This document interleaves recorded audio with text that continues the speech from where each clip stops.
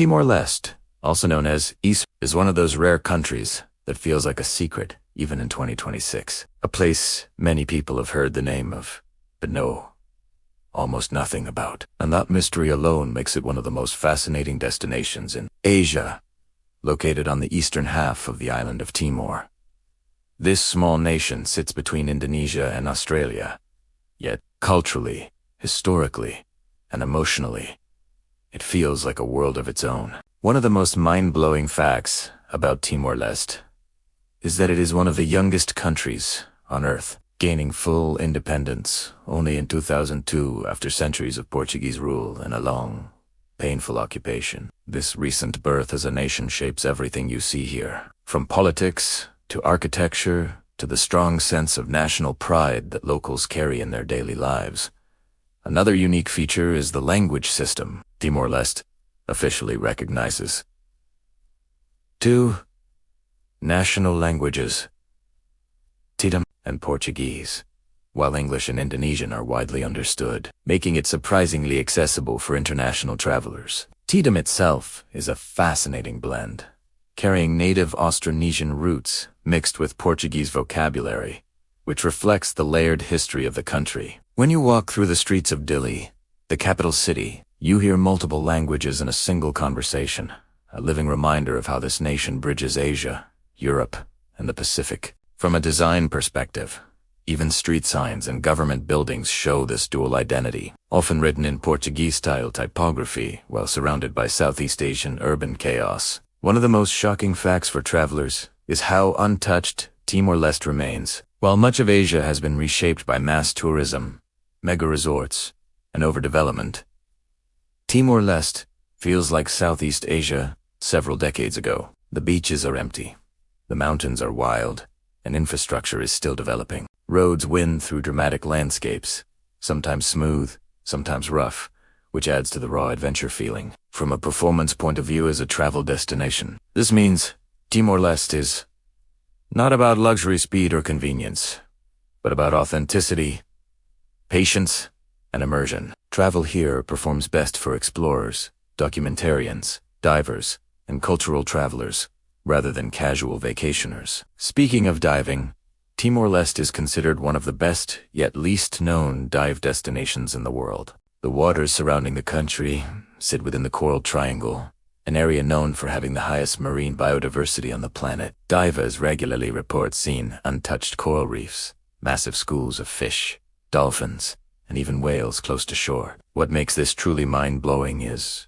how accessible it is. In some areas near Dili, you can snorkel directly from the beach and still witness world-class underwater life. The natural design of the coastline, with steep drop-offs close to land, creates ideal conditions for marine ecosystems to thrive without heavy boat traffic or pollution. Another powerful fact is the deep connection between spirituality and daily life. Over 95% of the population identifies as Roman Catholic, making Timor-Leste one of the most Catholic countries in Asia.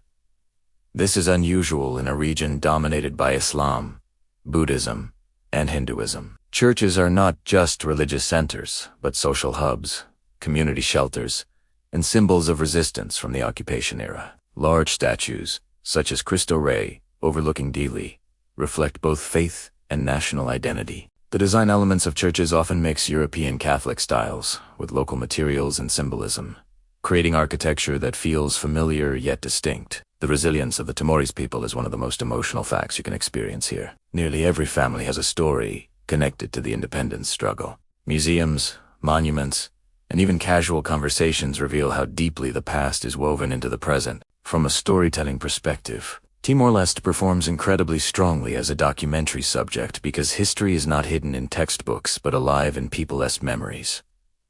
You see it in murals on city walls, in traditional ties, textiles, and in ceremonies that honor ancestors and fallen heroes. Timor-Leste also stands out for its traditional culture, which remains strong despite modernization. In rural areas, many communities still live according to customary laws known as lists. These laws govern land use, marriage, conflict resolution, and spiritual practices. Sacred houses called umalulik play a central role in village life, acting as spiritual anchors that connect to living with their ancestors. The design of these houses, often built on stilts with steep thatched roofs, is not random but deeply symbolic, representing protection, balance, and respect for the unseen world.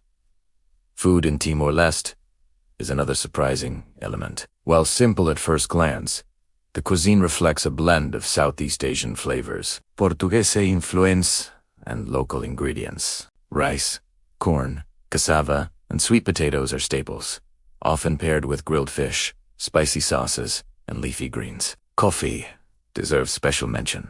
Timor-Leste produces some of the highest quality organic coffee in the world, grown in mountainous regions under shade trees. Coffee farming is a key economic driver and a source of pride, and many visitors are shocked to discover that their favorite specialty beans may already come from this small nation. Economically, Timor-Leste is unique because of its heavy reliance on oil and gas revenues. The country established a petroleum fund inspired by Norway's model, designed to manage natural resource wealth responsibly. This fund has played a major role in rebuilding infrastructure, education, and healthcare. However, it also raises important questions about sustainability and future planning as reserves decline. Watching how Timor-Leste balances development with preservation is like seeing a nation design its future in real time, with all the challenges and hopes visible on the surface. Transportation and infrastructure reveal another mind-blowing contrast. In Dili, you find government buildings, cafes, and modern hotels, while just a short drive away, roads turn rugged and villages feel completely remote. Public transport often consists of colorful minibuses called microlots, which operate with flexible schedules and routes. This system may not be efficient by Western standards, but it works for local needs and adds character to daily life. From a performance standpoint, travel here demands adaptability, making every journey part of the experience rather than just a way to reach a destination. Timor-Leste's geography is dramatic for such a small country. Steep mountains rise sharply from the coastline, creating stunning viewpoints and challenging hiking opportunities. Mount Ramalau, the highest peak, is both a natural and spiritual landmark. Often climbed at night so hikers can reach the summit by sunrise, the visual design of the landscape, with misty peaks, terrace fields, and winding coastal roads, gives filmmakers and photographers endless material that feels cinematic without artificial enhancement. Another lesson, fact, is how safe Timor-Leste feels for travelers. Despite its turbulent past and limited resources, violent crime rates are low, and locals are generally welcoming and curious about visitors. Hospitality here is not commercialized. It feels personal. Guests are often invited into homes, offered food, and included in community events. This human connection becomes one of the strongest unique selling points of the country, creating memories that feel genuine rather than staged. The art scene in Timor-Leste is small but powerful. Music, dance, and storytelling are essential parts of cultural expression. Traditional dances often reenact historical events or spiritual beliefs, using rhythmic movements and drums to communicate meaning. Modern artists, especially younger generations, use murals, hip-hop, and film to explore identity, independence, and global connection. Walking through urban areas, you see walls transformed into visual narratives, turning the city itself into an open-air gallery. Education and youth culture also reveal an interesting contrast between tradition and modern ambition. A large portion of the population is under 30, making Timor-Leste one of the youngest nations demographically. Young people are eager to learn, connect globally, and shape a different future while still respecting their roots. Internet access and technology are growing, though unevenly, creating a digital divide that is slowly closing. This youthful energy gives the country a forward-looking feel despite its limited resources. Environmental preservation is another standout aspect. Large areas of Timor-Leste remain ecologically intact, with forests, reefs, and wildlife relatively undisturbed. There is increasing awareness about conservation, especially marine protection, as locals recognize the value of their natural assets. Ecotourism initiatives are emerging, designed to generate income without damaging ecosystems. This careful approach to development makes Timor-Leste a case study in how a nation can choose a slower, more thoughtful path. Culturally, time moves differently here. Schedules are flexible, conversations are unhurried, and relationships matter more than deadlines. For visitors, this can be frustrating at first, but it often becomes one of the most transformative aspects of the experience. You learn to slow down, observe, and engage more deeply. This rhythm of life is not a flaw, but a feature, shaping how the country feels and functions. Another fascinating detail is the symbolism found everywhere. National flags, traditional patterns, and even everyday objects carry meanings tied to struggle, unity, and hope. The black, red, and yellow of the flag represent darkness, struggle, and wealth, while the white star symbolizes peace. These symbols appear in clothing, art, and public spaces, reinforcing a shared identity that feels strong despite the country's small size. Timor-Leste in 2026 stands as one of Asia's most unique countries, not because of flashy attractions or global fame, but because of its authenticity,